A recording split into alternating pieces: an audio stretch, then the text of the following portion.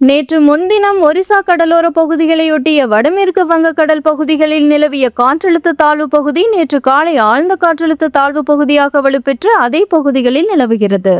தற்போது அது வடமேற்கு வங்கக்கடல் மற்றும் அதனை ஒட்டிய ஒடிசா கடற்கரையில் நீடித்த நன்கமைந்த காற்றழுத்த தாழ்வு பகுதி இன்று அதிகாலை 5:30 மணியளவில் காற்றழுத்த தாழ்வு மண்டலமாக வலுப்பெற்றது.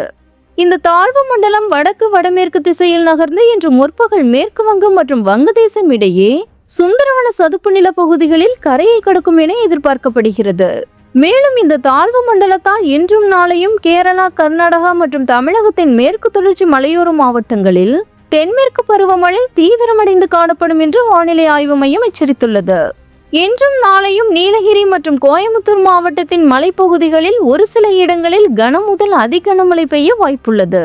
மேலும் திருநெல்வேலி மாவட்டத்தின் மலைப்பகுதிகள், தேனி, தென்காசி மற்றும் கன்னியாகுமரி மாவட்டங்களில் ஓரிரு இடங்களில் கனம் முதல் மிக கனமழையும், திருப்பூர் மற்றும் திண்டுக்கல் மாவட்டங்களில் ஓரிரு இடங்களில் கனமழைக்கு வாய்ப்புள்ளது என்று சென்னை வானிலை ஆய்வு மையம் எச்சரித்துள்ளது.